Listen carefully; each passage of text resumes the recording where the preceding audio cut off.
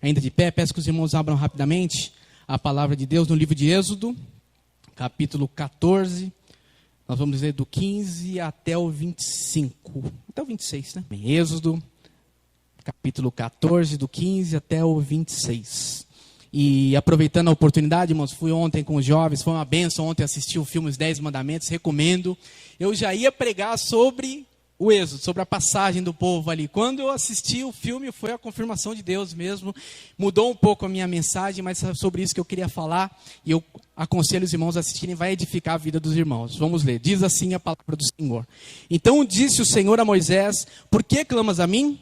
Dize aos filhos de Israel que marchem. E tu, levanta a tua vara e estende a tua mão sobre o altar.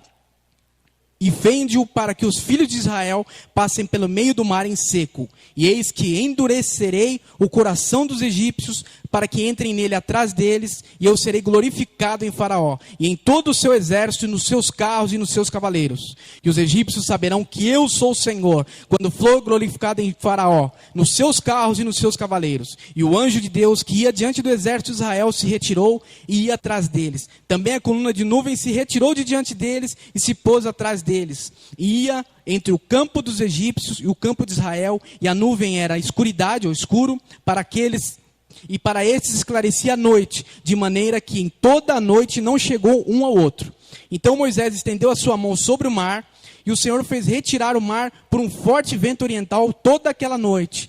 E o mar tornou-se seco, e as águas foram partidas. E os filhos de Israel entraram pelo meio do mar em seco, e as águas foram-lhe como um muro à sua direita e à sua esquerda. E os egípcios seguiram-nos, e entraram atrás deles todos os cavalos de Faraó, os seus carros e os seus cavaleiros até o meio do mar. E aconteceu que na vigília daquela manhã, o Senhor na coluna de fogo e da nuvem viu o campo dos egípcios e alvoroçou o campo dos egípcios. E tirou-lhes as rodas dos seus carros e fê-los andar dificultosamente. Então disseram os egípcios: fujamos da face de Israel, porque o Senhor por eles peleja contra os egípcios. E disse o Senhor a Moisés: estende a tua mão sobre o mar, para que as águas tornem sobre os egípcios, sobre os seus carros e sobre os seus cavaleiros. Oremos. Maravilhoso Deus, graças eu te dou por essa rica oportunidade de fazer menção da tua gloriosa e poderosa palavra, Senhor. Nesse momento eu peço a ti, Senhor, que o Senhor venha nesse momento me usar com poder, com autoridade, que todo, Senhor, meu Deus, falta que eu tenha diante do Senhor, Pai querido, seja agora perdoada, seja agora lavada e remida pelo sangue vertido na cruz, Senhor, para que nesse momento eu possa adentrar no Santo dos Santos com poder e autoridade e ministrar a tua palavra, Senhor. Me empresta, Senhor, meu Deus, o teu poder, me empresta, Senhor, a tua autoridade, Senhor, que eu quero nesse momento, ó Pai, ser instrumento, ser a tua boca, Senhor, e prepara os corações, Pai, também começando pelo meu, para que receba essa palavra como verdade, e verdade que frutifica, verdade que transforma e liberta, Senhor. É o que eu lhe peço e lhe agradeço em nome de Jesus. Amém, Senhor. Podemos assentar glorificando o nome do Senhor. Glória a Deus, meus irmãos, glória a Deus. Amém, irmãos. E eu intitulei essa mensagem de Cumpra o seu propósito, porque lendo esse texto aqui, é interessante que até eu que fui no cinema, eu queria ver claramente a abertura do Mar Vermelho. Era a cena mais, eu acho que mais esperada do filme, a abertura. Tanto que quem assistiu o filme anterior, que também conta a passagem do povo, ficou decepcionado porque o mar não abriu, né? Parece que abaixou. Eu nem me deu o trabalho de assistir o filme anterior. Mas enfim, era a parte que mais despertava curiosidade nas pessoas, porque foi uma grande demonstração do poder de Deus ao povo. E aqui no primeiro versículo que me chama a atenção a respeito de Deus, da relação que Deus tinha com Moisés, é que ele fala: então disse o Senhor a Moisés: por que clamas a mim? Dize aos filhos de Israel que marchem. Era uma indagação, ele fala: por que você está clamando a mim? Eu fiquei pensando, eu falei: Senhor, por quê? Por que Deus está dizendo para Moisés: por que você está clamando para mim? Porque Moisés, ele já tinha um chamado específico. Moisés, ele já tinha uma missão. Deus se apresentou a ele no Monte Horebe através de uma sarça ardente. E ali ele disse claramente que ele seria o libertador. E qual seria a função específica de Moisés? Conduzir o povo. Essa era a finalidade, o chamado de Moisés. Conduzir o povo. Esse era o chamado específico. E aqui diz, meus irmãos, Deus diz a ele: por que clamas a mim? Somente diz aos filhos de Israel que marchem. A sua função é dizer ao povo que marche. E por que o tema dessa mensagem, cumpra o seu chamado. Porque muitas vezes procuramos, e Deus é muito claro naquilo que temos que fazer. Não somente igreja, não estou falando aqui em ministério, mas na nossa vida secular, dentro da nossa família, dentro da escola, onde seja, onde você está. Deus estabelece ali o seu propósito, o seu chamado dentro daquele lugar. E nós sabemos claramente o que deve ser feito. E muitas vezes cobramos de Deus algo que sabemos que deve ser feito. Foi o que aconteceu ali. Moisés chegou, Deus falou, por que você está clamando a mim? Eu já te falei o que é para fazer. Seja Moisés que eu serei Deus. Continue sendo Moisés que eu continuarei sendo Deus. Era o chamado de Deus para Moisés. E muitas vezes temos esse chamado dentro da família, por que não falar da família? E eu bato muito nisso, meus irmãos, porque as mensagens que eu tenho ouvido têm falado a respeito de liderança e de liderança dentro do lar. Liderança dentro do lar, e Deus me cobra muito isso. Liderança moral, liderança espiritual dentro de casa, porque hoje nós vemos umas lideranças falidas, dentro de igrejas, dentro de famílias, dentro de estabelecimentos, lideranças que não exercem o chamado para o qual foram chamados. Nós vemos hoje jovens que não têm educação que deveriam porque têm pais omissos. Isso é verdade, e são os futuros adultos, são os futuros ministros da palavra de Deus. São os futuros pastores. E eu vejo às vezes crescer, e eu cobro muitos jovens que estão aqui, eu cobro bastante deles, porque uma das metas que eu coloquei como o propósito dos jovens esse ano, foi o quê? Se espelharem nos obreiros da igreja. Porque os adolescentes se espelham nos jovens. E os jovens têm que se espelhar nos obreiros. Eles têm que olhar para os homens e mulheres e desejar ser como eles. Olha, eu quero ser igual ao Vital, eu quero louvar igual ao Vital. Eu quero pregar igual ao Pedro. Eu quero louvar igual ao Eduardo. Esse deve ser a chamada deles. Eles têm que ter essa vontade para evoluir. Eles têm que se espelhar em pessoas mais sábias. Pessoas que têm um chamado. Eu falei isso para os irmãos. Meus irmãos, quem está estudando para o Cavalieri é um homem que se dedica muito à palavra. O próprio pastor. Meus irmãos, se acheguem a essas pessoas. Se acheguem a eles. Você sabe qual é o seu propósito? O nosso propósito principal, isso é para todo mundo, é geral. É o que, meus irmãos? É pregar a palavra. Para todo mundo. Não é só quem pega o microfone e prega aqui. Todos somos chamados a pregar a palavra. O Alberto está ali. O Alberto é presbítero. Mesmo quando ele não é chamado aqui na escala, ele prega no táxi. Mesmo que ele queira fugir do pastor aqui, ele vai lá no táxi, entra alguém e começa a perguntar para ele. Onde eu estou, meus irmãos? Aparece alguém para fazer uma pergunta bíblica para mim. Então, quando nós sabemos qual é o nosso chamado, nós temos que ser aquilo que Deus quer que nós sejamos. E Deus será Deus. Deus não deixa de ser Deus. E muitas vezes cobramos de Deus coisas que são para nós fazermos. Nós falamos a respeito de santificação aqui no domingo. Eu fiquei tão feliz quando o pastor Tiquinho veio pregar aqui, que eu falei, olha como são as coisas de Deus. A escola bíblica, meus irmãos, quantas lições, nós não estamos estudando sistematicamente. Por exemplo, uma aula, uma lição. Então tem lições que 2 aulas, 3 aulas, e culminou de justamente o dia que o pastor Tiquinho ia pregar aqui, e a gente falando sobre santidade, ele falou sobre santificação aqui na igreja. Olha como são as coisas de Deus, é uma confirmação da parte de Deus. Então nós sabemos qual o caminho a ser trilhado, não sabemos? Foi dito na escola bíblica de manhã, e foi dito à noite, o caminho do quê? Da santificação. O caminho da santificação. Inclusive, o pastor não queria nem abrir o fato, né? Porque a dissolução da igreja, mas o pastor fez questão de falar no domingo. Então já serviu de alerta para nós. Queremos que essa casa de oração seja uma bênção. Queremos que essa casa de oração frutifique. Comecemos pela santificação. Precisamos nos santificar aquilo que fazemos a Deus, como fazemos a Deus. Então é um chamado que nós já sabemos o que devemos fazer. E um alerta que fica aqui, eu coloquei até no esboço, irmãos, eu estou até um pouco perdido, eu confesso, mas porque esse negócio de celular aqui, ele é muito bom para atender o WhatsApp, irmãos. Mas ele é muito pequeno, então não deu certo no domingo, eu tentei hoje, não dá para imprimir aqui, me perdoem se eu me perder um pouco. Mas enfim, é um grande risco quando há inversão de papéis. Nós vemos biblicamente que em Números 12, Miriam, a irmã de Moisés, decidiu ser Moisés. Porque a Bíblia fala que Moisés era um homem de tamanha intimidade com Deus. Era um homem que eu falo, meu irmão, toda vez que eu leio esse versículo, irmão, sem demagogia, eu falo, Senhor, eu me emociono. Que eu falo, imagine Deus falar, olha, com o Décio eu falo diferentemente, eu falo face a face. Com os outros eu falo através de profetas, mas com o Décio eu falo diferente. Moisés era assim. Moisés era um homem que tinha uma intimidade diferente com Deus. Mas Miriam chegou a um ponto de falar, não, peraí Moisés, por quê? Deus só fala com você e não fala comigo. Por que isso? E a Bíblia diz que ela foi acometida de lepra, que ela foi castigada ali por Deus. Por quê, meus irmãos? Quis inverter os valores. Quis inverter, não é o seu chamado, tem coisas que não é para você. Eu mesmo, eu sou um diácono, tenho que me colocar no meu lugar de diácono. Tem coisas que às vezes eu vou fazer, pastor, posso fazer? Por mais que eu esteja envolvido em muitas coisas, mas eu tenho que saber o meu lugar. Eu sou um diácono, tem coisas que não é para o diácono fazer. Tem um culto, por exemplo, se o presbítero Alberto, o presbítero Cavaleiro estiver aqui, quem vai dar a bênção apostólica são eles. Porque eles têm uma autoridade eclesiástica superior à minha. Eu tenho que entender o meu chamado e saber respeitar as minhas limitações. Agora, levando para o contexto lar. O homem, qual é o chamado do homem? Sacerdote do lar.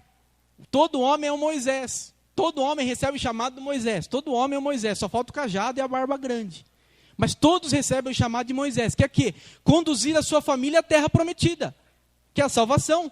Todo homem ele tem essa missão de salvar a sua família. Todo homem tem essa missão. De salvar os filhos, salvar a esposa, salvar os familiares. Todo homem tem essa missão. E ele não pode transferir para ninguém. Nem para a igreja, nem para a escola bíblica dominical, nem para a tia. E, infelizmente nós vemos isso. Pessoas que às vezes, meus irmãos, e eu me coloco também em falta nisso, porque existia um momento de oração dentro da minha casa e acabamos por discórdia, não tendo mais esses momentos de oração. E nós vemos que muitas coisas aconteceram pela falta desse momento. Do quê? Porque, meus irmãos, trazer os filhos na casa de oração não é o suficiente. Minha mãe, tardiamente não, sempre há tempo, né? Minha mãe me evangeliza. É muito interessante. Eu compro para ela aqueles pão diário, né? Inclusive acabou do ano passado, eu já comprei o novo para ela. E eu chego, muitos dias assim, não vou dizer todos os dias, mas chego lá, Odécio, vê essa mensagem de hoje, ela deixa dobrado para mostrar para mim. Porque ela sabe, ela já confessou isso para mim, porque ela me levava na igreja. Ela me levava, ela chorou muito tempo ajoelhada, quando eu me desviei dos caminhos do Senhor, porque ela entendeu, eu levava o meu filho à igreja, mas eu não ensinava o caminho do meu filho a Deus. Eu deixava para a tia da escola bíblica, eu deixava para todo mundo. E quem melhor para ensinar o caminho do seu filho a Deus do que você? Você sabe o que o seu filho precisa, você sabe que o seu filho está errando, você sabe qual tipo de palavra que o seu filho precisa receber. A tia, ela tem uma difícil missão, ela pega 20 crianças de famílias diferentes, de necessidades diferentes, e tem 1 hora para poder ministrar uma lição de uma maneira genérica, e sem contar que tem que fazer elas ficarem quietas, que eu acho que é o maior desafio. Então, como? Como isso? Então, meus irmãos, vai ser uma coisa rasa. Mas quem vai poder dar um estudo profundo, quem realmente vai poder conduzir o seu filho, porque a função de cada pai e cada mãe é conduzir o seu filho ao encontro real e genuíno com Cristo. Não significa que eu, sendo diácono, meu filho será diácono. Quem dera se fosse, meu filho está dando um baita de um trabalho, eu oro por ele, corro atrás dele. Quem dera se eu fosse diácono, meu filho automaticamente fosse diácono. Glória a Deus por isso, mas não é assim que funciona. Eu tenho que evangelizá-lo. Eu tenho que ir atrás dele. Eu tenho que, às vezes, fazer que nem um jovem. Filho, vem cá, vamos orar. Vou ler a palavra. Filho, fazer aconselhamento com meu filho. Da mesma forma. Porque eu sou Moisés do meu filho. Esse é o meu chamado. Eu não posso transferir para ninguém. Eu não posso transferir para a igreja que ele vai. Eu não posso transferir para a amizade que ele vai. E quando nós fazemos essa inversão de valores, acontecem coisas ruins na nossa vida. Acontece. Quando a mulher começa a chefiar o lar, primeiramente ela traz para ela um fardo que não é dela. O homem deixa de exercer algo que não na verdade é a função dele, Deus cobrará dele. Então isso vale de alerta para nós, receba o seu chamado, entenda, na verdade, cumpra o seu chamado, e nós vamos ver quais as consequências benéficas de você aceitar o seu chamado. Vamos lá. Toda honra e glória é para o Senhor. Vamos aqui para o 17. E eis que endurecerei o coração dos egípcios, para que entrem nele atrás deles, e eu serei glorificado em Faraó, e em todo o seu exército, e nos seus carros, e nos seus cavaleiros. E os egípcios saberão que eu sou o Senhor, quando for glorificado em Faraó, nos seus carros e nos seus cavaleiros. Aleluia. E aqui, meus irmãos, a Rai me questionou isso aqui ontem, né? Mas Deus endureceu o coração do Faraó? E a Rai, eu gosto dela porque a Rai, ela é uma metralhadora de perguntas, né? Saí do filme, ela desce, tem um monte de perguntas. Eu falei, foi um questionário depois do filme, né? Mas glória a Deus por isso. E eu falei, Rai, primeiramente, Deus tinha um propósito de glorificação. Nós fomos criados para a glorificação do nome dele. Nós fomos criados para isso. Então nós somos o reflexo da glória de Deus. Nós falamos que santidade aqui no domingo. Como que as pessoas vão ver a santidade de Deus? Sendo que as pessoas nem buscam a Deus. Eles vão ver a santidade através do povo de Deus. Através da igreja. Se a igreja não for santa, as pessoas não verão a santidade de Deus. Se as pessoas entrarem numa igreja e verem uma igreja igual a que está as pessoas que estão no mundo, não vão fazer diferenciação nenhuma. Como eles verão a santidade de Deus? Através do povo de Deus, do modo de falar do povo de Deus, do modo de se portar do povo de Deus. O povo de Deus deve ser reconhecido, ele não deve ser apresentado, o povo de Deus deve ser reconhecido. Às vezes o seu jeito de falar denuncia que você é um cristão. O jeito de você portar no lugar já diz que você é um cristão. Então as pessoas esperam isso, e Deus, mais do que todos, espera que nós glorifiquemos o nome dEle. E por isso aqui a questão de endurecer o coração do faraó, muitas vezes Deus permite situações, como permitiu aqui para o povo, para que o nome dele fosse glorificado. E às vezes não entendemos as situações na nossa vida, de prova, de dificuldade. Mas meus irmãos, a nossa fé ela é provada na dificuldade. Tiago fala isso. Para se alegrar na tribulação, porque a tribulação é a prova da vossa fé. Então, o que é a tribulação? O que é a dificuldade? É uma chamada para você mostrar que você é cristão. Você mostra que você é cristão na hora da prova. Você mostra que você é cristão na hora da tentação. Você tem que mostrar que você é cristão na hora de dificuldade. Meus irmãos, a hora que está tudo bem, meu irmão, não precisa nem ser cristão. Você tem dinheiro no bolso, você precisa confiar em Deus com dinheiro no bolso? Você não precisa. Você precisa confiar em Deus quando seu filho não está dando problema? Você precisa confiar em Deus quando o seu casamento está tudo legal? Você chega em casa, sua esposa, oi amor, toda bonitinha, comida feita, comida que você queria, e vice-versa, o homem também. Aí você não vai precisar confiar em Deus. Mas sabe a hora que você ajoelha, a hora que você busca Deus, a hora que o pau está quebrando lá. No vulgar mesmo falando. A hora que você chega em casa, a mulher fala, sabe, já chegou? Como assim, recebendo o marido, como se não... Por que chegou, né? Sabe a hora que você busca Deus? A hora que falta dinheiro. A hora que você busca Deus, a hora que não tem entendimento dentro da família. Então, nós devemos entender que o propósito de tudo isso, muitas vezes, é a glorificação de Deus. Porque, meus irmãos, é nessa hora que nós mostramos quem somos. É na hora da dificuldade que nós mostramos quem somos, quem realmente somos.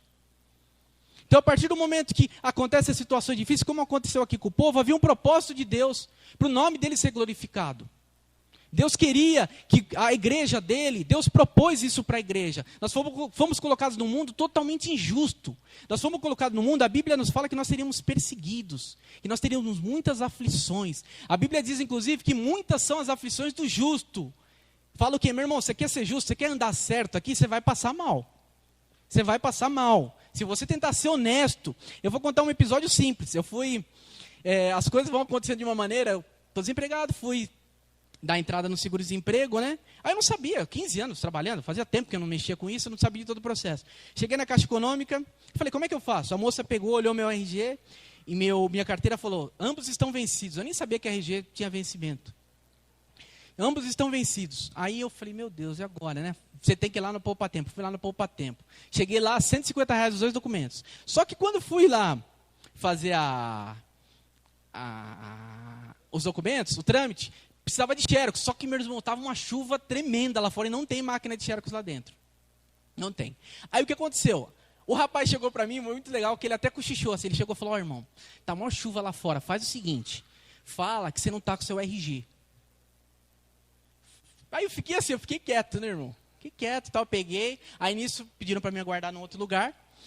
Aí eu cheguei, eu fiquei naquilo, né? Falei, meu Deus, irmão, maior chuva lá fora, maior chuva. Aí, cheguei, me atendeu uma moça. Aí ela falou, e o que aconteceu com o seu RG? Eu falei, meu RG está vencido, tá em mau estado. Ah, está vencido, tal. Aí pegou, você trouxe a xerox? Falei, não trouxe a xerox, está chovendo lá fora. Não, tudo bem, eu vou tirar a xerox aqui. Mas, meus irmãos, é uma prova de que, às vezes, você fazer a coisa certa, você vai pagar um preço. Tanto que, tudo bem, no RG eu não fui tirar, mas na carteira de habilitação eu tive que ir lá fora tirar. Eu podia muito bem falar, não, irmão, não, perdi minha habilitação. Na verdade, não. Então, fazer a coisa certa, nós vamos pagar o preço. Glorificar o nome do Senhor é passar por dificuldades. Glorificar o nome do Senhor, meus irmãos, não é eu ser próspero. Porque, meus irmãos, se eu fosse um homem próspero, eu não teria diferença nenhuma de outras pessoas que nem buscam a Deus e são prósperas.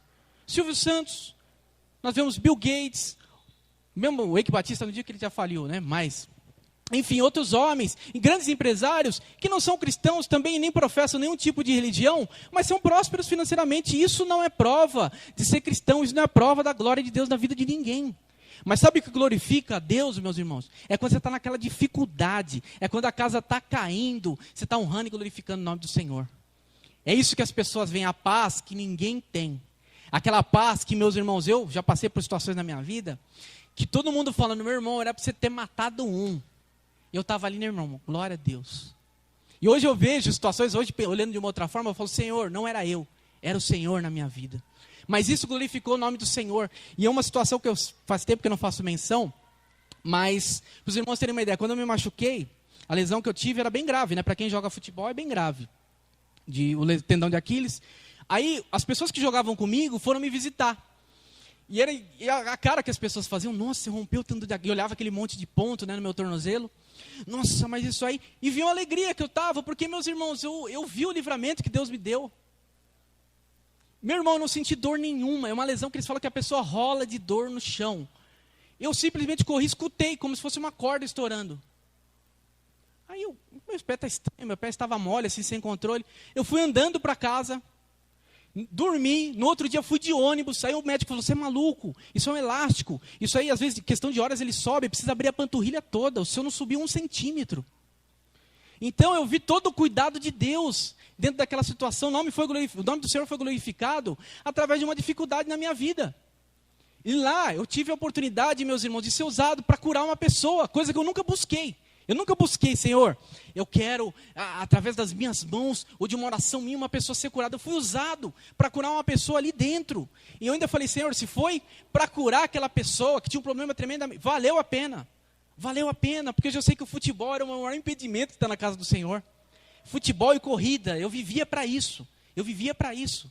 Até antes de me converter, eu tinha feito um propósito de vida, eu ainda era casado, eu falei, eu vou ter uma filha, né? Meu negócio era menina. Eu falei, eu quero ter uma menina.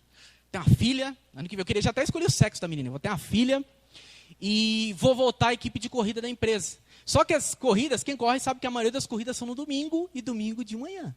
Raras as corridas que são no sábado. Então, meus planos, todos não incluíam Deus. Não incluíam Deus. Então, Deus precisou me dar um break.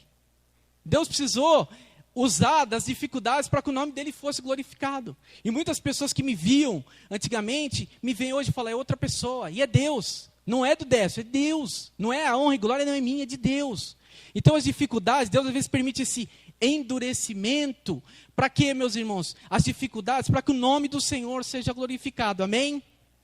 Amém, irmãos? Vamos sufocar esse barulho aí de trás, meus irmãos. Glória a Deus. Porque eu tenho até com dó da Nick, ela está ali no calor. Mas vamos aqui para o último tópico. A obediência gera milagres. Êxodo 14, 21 e 22. Então Moisés estendeu a sua mão sobre o mar, e o Senhor fez retirar o mar por um forte vento oriental, toda aquela noite. E o mar tornou-se em seco, e as águas foram partidas. E os filhos de Israel entraram pelo meio do mar em seco, e as águas foram-lhes como muro à sua direita e à sua esquerda. E os egípcios seguiram-nos e entraram atrás dele, todos os cavalos de Faraó, e os seus carros e seus cavaleiros, até o meio do mar. Amém, irmãos? E eu coloquei aqui como a obediência gera milagres. Quando você cumpre o seu chamado, milagres acontecem. Milagres acontecem. A Bíblia nos diz em Deuteronômio 28 que a bênção de Deus ela é atraída pela obediência. Então, quando eu e você temos um chamado e nós obedecemos esse chamado, nós cumprimos a voz de Deus, milagres acontecem. E muitas vezes os milagres não acontecem, não só na minha vida, mas às vezes na nossa vida como igreja, porque às vezes falta obediência àquilo que Deus nos propôs a fazer. Porque às vezes buscamos novas missões, novos propósitos, que às vezes nem são de Deus, e esquecemos do básico. Do básico. E às vezes eu me pego nisso, eu comprei muitos livros, e às vezes eu pego a enciclopédia, começo a ler, e às vezes eu falo, Senhor, os momentos de oração estão cada vez mais escassos, e quando louvou aqui no domingo, Senhor, minha oração se tornou sequidão. Deus falou tão tremendamente comigo, falou, esses momentos de oração eram tão densos, tão duradouros, sabe, as suas orações, as pessoas até pediam para você não orar, que você orava muito, mas agora as suas orações estão resenhas. Estão resenhas. Por quê? Porque eu tenho buscado outras coisas mais extraordinárias, tenho esquecido das básicas. Daquelas que eu sei que eu devo obedecer, porque isso vai atrair a bênção de Deus. Então isso serve como alerta de nos mantermos no nosso chamado, porque nós fazemos especificamente aquilo que Deus nos pediu, vão ocorrer milagres na nossa vida. Às vezes nós temos uma tendência natural de olhar aquilo que fulano não está fazendo, mas às vezes nós não estamos fazendo aquilo que foi proposto para nós. Por isso que a Bíblia fala, não fala? O pastor sempre cita aqui na ministração da ceia, sobre o homem, examine-se o homem, cada homem a si mesmo. O homem se examine a si mesmo, não examine o terceiro. E nós temos uma tendência natural de examinar o outro. É mais fácil ver, né, o carocinho de feijão no dente do outro do que ver, às vezes está com a boca cheia de comida. Nós temos essa tendência natural. Então você olha, nosso irmão ali, ele não está fazendo o que deve ser feito. Mas e você, irmão? O que você está fazendo? Você está vindo na oração? Você está vindo na intercessão? Você está vindo na escola bíblica? Você está? Então não, é mais fácil olhar o irmão que não está fazendo. Mas olha para o que nós temos para fazer. Porque às vezes, meus irmãos, a nossa bênção ela está retida simplesmente por nós. Não é Deus. Deus está com a mão aberta. A Bíblia fala que Deus não está com a mão encolhida. Deus está com a mão aberta para nos abençoar. O desejo de Deus é nos abençoar. Deus queria tirar aquele povo daquele lugar. Deus viu o sofrimento daquele povo. Mas Ele precisava tratar aquele povo. Ele precisava ensinar o povo. Havia todo um tratado com o povo. E é o que acontece conosco. Meus irmãos, tem gente que se chegar no céu não vai se agradar do céu. Porque é do contra. Tem gente que gosta de discordar, meu irmão. É capaz de chegar no céu falando, é muito branco, é muito santo aqui. Não tem festa aqui. Não tem um pagode. Não tem. Então o povo precisa ser tratado. Nós estamos sendo tratados. E esse tratamento cabe a nós, meus irmãos, entender que quando nós obedecemos, nós temos a mesma opção que o povo teve. De encurtar isso ou rodear 40 anos. O povo, por desobedecer, por murmurar a Deus, inclusive isso tão irritou a Deus, porque esse episódio foi considerado provocação. A Bíblia cita esse episódio como provocação, porque foi um episódio que o povo provocou Deus. Deus acho que chegou, se havia um limite em Deus, o limite da misericórdia de Deus, o povo se aproximou. Provocação, tamanha foi a murmuração do povo, porque o povo não entendia que o que é, meus irmãos? Moisés era o líder deles para conduzi-los a Deus. Então, da mesma forma que o pastor, ele é o nosso condutor espiritual a Deus. Tudo que o pastor faz para nós é nos conduzir a Deus. Mas a responsabilidade de se encontrar com Deus é nossa. E o povo não havia entendido isso. O povo não havia entendido. Tanto que o povo passou por episódio, até episódio antes disso aqui, da questão do bezerro de ouro, da questão o Moisés se retirou para orar, e ali demorou para voltar. Quando ele voltou, o povo estava adorando o bezerro de ouro. O povo não havia entendido ainda, o povo não havia entendido as leis de Deus. Estavam ainda baseados em Moisés. E a Bíblia nos fala que o corpo de Moisés não foi achado em sepultura. E há um propósito para isso. Porque, meus irmãos, os judeus ortodoxos consideram Moisés um líder espiritual quase ao nível de Jesus. Ao nível de Jesus. E eu, meus irmãos, vou aqui supor, mas eu creio que nisso. Se achassem a ossada de Moisés, era capaz de eles estarem adorando a ossada de Moisés. O corpo de Moisés, o caixão de Moisés, o local de Moisés. Provavelmente isso. Então Deus, na sua sabedoria, ocultou a localização do corpo de Moisés. Porque Moisés era um simples homem. Moisés era um simples homem com um chamado, como eu e você temos. E às vezes olhamos para os homens da Bíblia e vemos referenciais inalcançáveis. Ah, Moisés, eu vejo isso, meus irmãos, e eu fico às vezes bravo. Eu fico bravo quando as pessoas ficam só de admiração. Quando fala, nossa, naquela igreja o povo roda e louva. Mas por que a gente não pode fazer isso aqui? Por quê? Eu levei os jovens lá no Bola de Neve. Nossa, que bênção, louvor, meu irmão. Vamos fazer um louvor desse na igreja. Vamos lá. Vamos fazer um desse lá. Então, o que a gente tem que fazer? Parar de, às vezes, admirar o Moisés. E seja o Moisés também. Jesus falou que nós faríamos obras maiores que a dele. No nome dele, proveremos grandes prodígios. Então, não se reduza. E às vezes nós nos escondemos na santidade dos homens da Bíblia. Escondemos, sabe? Ai, Jesus era santo. Mas se Jesus falou que você faria obras maiores, você vai duvidar de Jesus? Você vai duvidar? E o povo não entendeu que o chamado deles era o quê? Não somente obedecer sagamente Moisés, era obedecer a Deus. Então, meus irmãos, façam essa reflexão. Outro episódio também que às vezes eu fico chateado. Onde eu trabalhava, havia muitas pessoas que fizeram cursos fora, estudavam na Europa, e chegavam com aqueles comentários, né? Nossa, lá na Europa, eu não sei porque eu nunca fui, irmão, o mais longe que eu fui acho que foi Ubatuba. Não, acho que eu fui Minas Gerais uma vez. E o pessoal falando, nossa, na Europa, você para assim no farol, na faixa, o motorista já para o pedestre passar. Aí você vê a mesma pessoa, não deixa os outros passar. Eu falo, quer dizer que na Europa a educação é diferente? Então faz aqui no Brasil também. Faz aqui no Brasil. Faz as coisas acontecerem aqui, traz para cá aquilo que é bom. Então, meus irmãos, vamos entender que Moisés, a Bíblia nos faz essa referência. A Bíblia é para nós, meus irmãos, um exemplo de vida, não é um conto que não pode acontecer lá atrás. Os milagres aconteceram lá atrás. Hoje você não pode ser usado para cura. Hoje, quem é você para falar do seu filho? Quem é você para falar da sua esposa? Toma posse da autoridade espiritual que é na sua vida. Porque a partir do momento que você toma posse do seu chamado, daquilo que Deus propôs para você, vão ocorrer milagres na sua família, no seu trabalho, aonde você estiver, mas você tem que tomar posse disso. Como eu falei no início, Deus será sempre Deus. Quem vai ser você? Amém? Se coloquem de pé, irmãos. Amém? Vamos orar para encerrar. Eu acho que eu estou no horário. Nossa, irmão. Não, eu ganhei outro relógio, né? Amém. Maravilhoso Deus e eterno Pai, graças eu te dou, Senhor, por essa palavra, Senhor, que falou primeiramente a mim. Nos ajuda, Pai, a sermos como Moisés, Pai.